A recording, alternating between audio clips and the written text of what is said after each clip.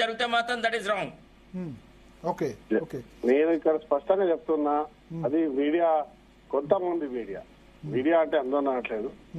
ఎవరైతే కాంగ్రెస్ ప్రభుత్వాన్ని నిరంతరం, ఇప్పుడు ఒక సోదరుడు చెప్తా ఉన్నాడు, ఎవరు అరెస్ట్ చేసారు లోపలి, వాళ్ళను నిందలేసేందుకు ప్రభుత్వం చేస్తున్నా వ్యతిరేకం చేస్తున్నా అని కాదు, లేనిపోని వ్యక్తిగత విషయాలు ఇంకేదో సృష్టించి అసలు ఆ మీడియానే సిగ్గుపడేటట్టు చేసేటువంటి ఆ కథనాలు రాస్తుంటే వాళ్ళకి జరుగుతున్నటువంటి పోలీసు తీసుకున్న యాక్షన్ అనేక మంది మీద జరుగుతా ఉన్నాయి. అట్లా మీడియాలో ఉన్నటువంటి సీనియర్ జడ్జిలు, క్రాంతి అన్న ఒక ఇదిగో వచ్చారు, ఇప్పుడు శరత్ భాయ్ సాబ్ నేను అందరికంటే సీనియర్ మీడియా అంటున్నారు.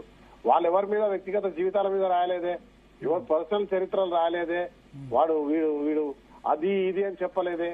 ప్రభుత్వంలో ఉన్నప్పుడు ప్రభుత్వానికి సంబంధించిన సమస్యలు, ఆయన చేస్తున్న తీరు, లేకుంటే ప్రభుత్వం పరిస్థితి చేస్తున్నటువంటి దాని మీద వాళ్లకు మాట్లాడే హక్కు ఉంటుంది.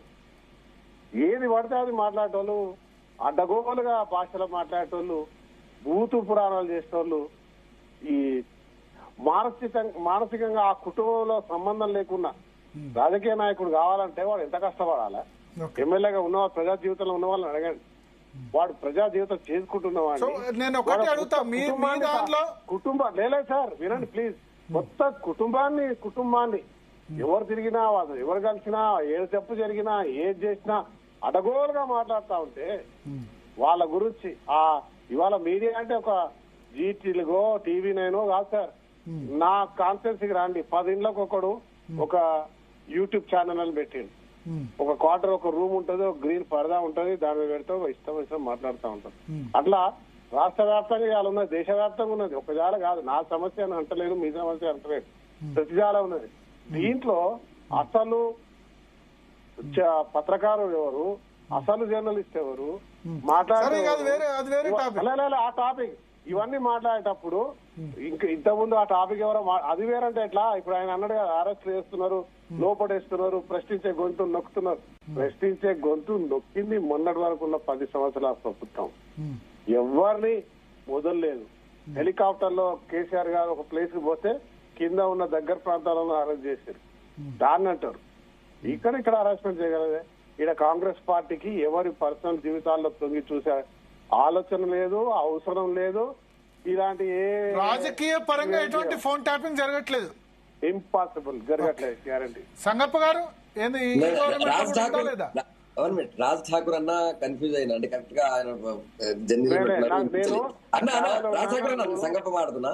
నేను అన్నది 10 సంవత్సరాల పాటు 10 సంవత్సరాల పాటు అన్నదే అన్నా, 10 సంవత్సరాల పాటు ప్రశ్నించే గొంతుల్ని మీరు అరెస్ట్ చేసినారు.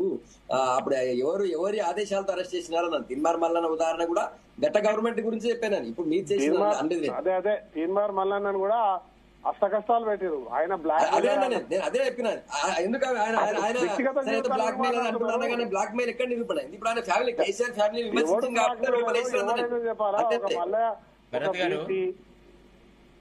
భరత్ గారు చెప్పండి. ఇప్పుడు మనం ఒక డిస్కషన్ చేసేటప్పుడు ఒక థర్డ్ పార్టీకి సంబంధించిన మెన్షన్ వచ్చినప్పుడు దయచేసి కొద్దిగా సభ్యత సంస్కారం ఉన్నట్టుగానైతే మాట్లాడాలి. ఇప్పుడు మల్లిగాడు అని అట్లా ఒక ఛానల్ పబ్లిసిటీ దాంట్లో అట్లా మాట్లాడడం కరెక్ట్ కాదు.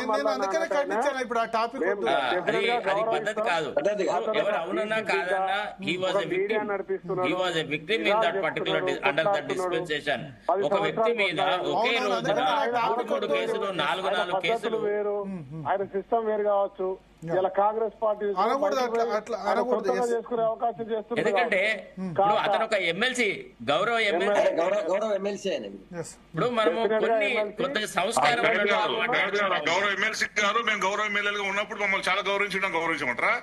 లేదన్నా, గౌరవ ఎమ్మెల్సీ మీరు విమర్శించవచ్చు, కాదంటలేదు. ఆయన అంటే మీరు అంటే ఎట్లా క్రాంతన్న? సరే, టాపిక్ డివేట్ అవుతుంది ఇప్పుడు.